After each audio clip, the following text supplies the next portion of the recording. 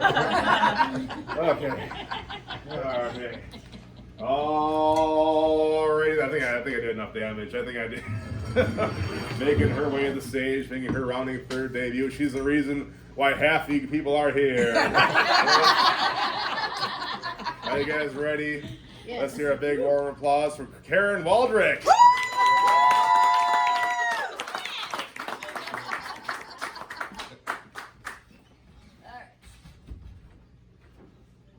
Thank you, everyone. Hi. So this is my first time doing stand-up, which will be very apparent in about 30 seconds.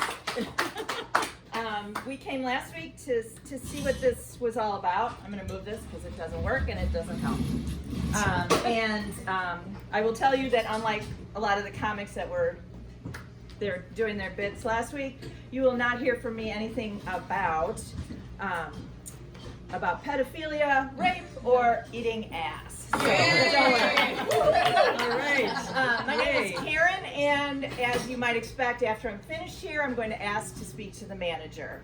That's right, I'm a middle-aged woman. My name is Karen, and I am a very popular meme, which is really fine because I'm in on the joke. It's great. I think it's super hilarious.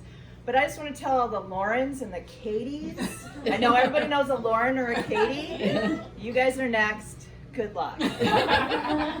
Now, being middle-aged, I mean, there's some great things about it.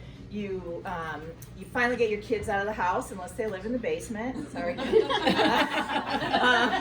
Ours don't, fortunately. You have more time, you have more discretionary income. But the downside of it is when you wake up in the morning, your feet hit the floor, it's really common to go, oh God, why does my back hurt? And then you do a mental inventory and you say, did I run a marathon yesterday? No.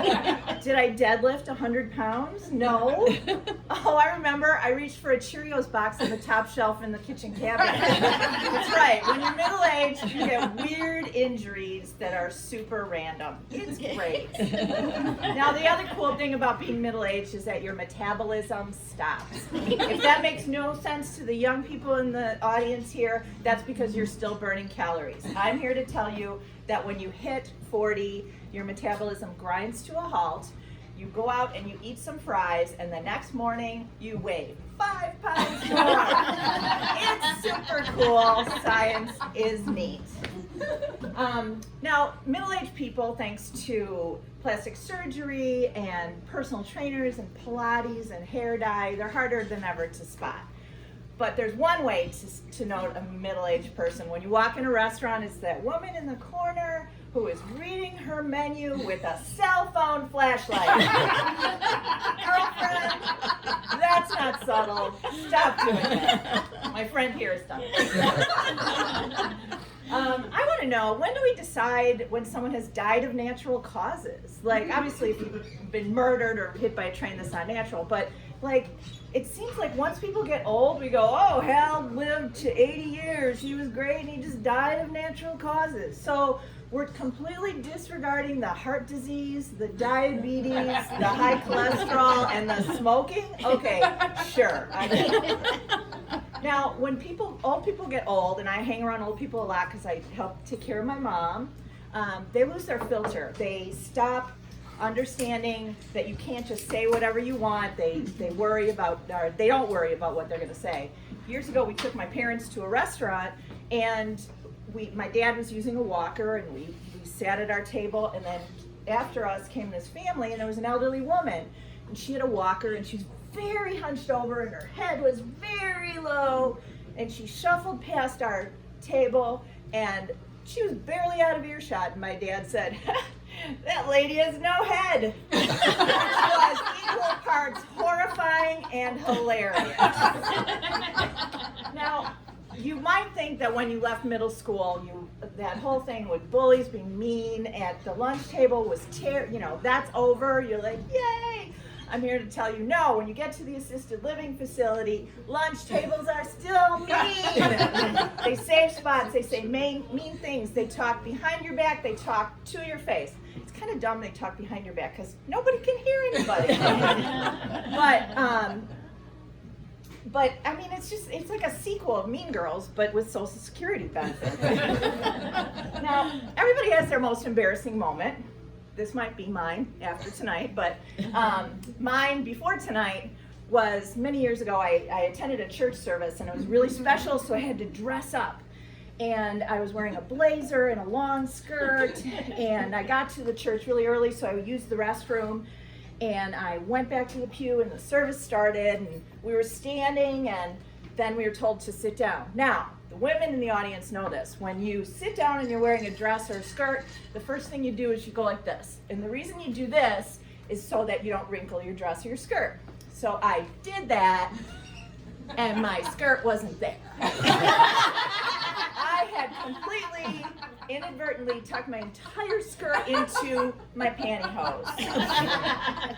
I did what made zero sense at all. I flipped my head around and I glared at the man behind me as if it was his fault.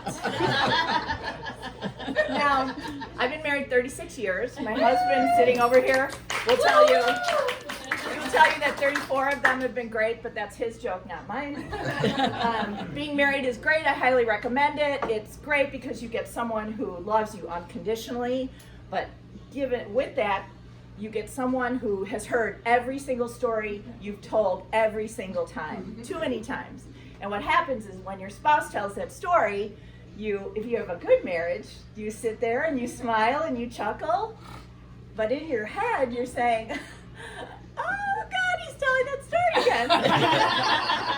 He's changing the ending. He didn't say that. It didn't go like that at all. Oh God, please make it stop. But that's what you do in a good marriage. Now, today's International Women's Day. Yeah!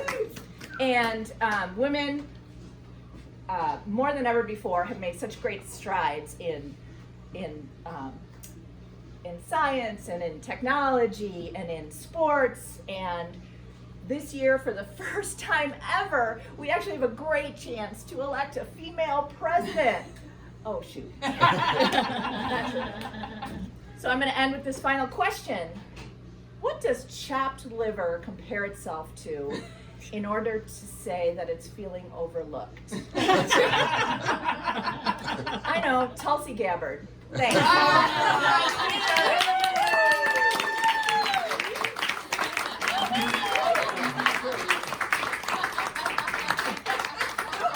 Keep it going with Karen Waldkirch.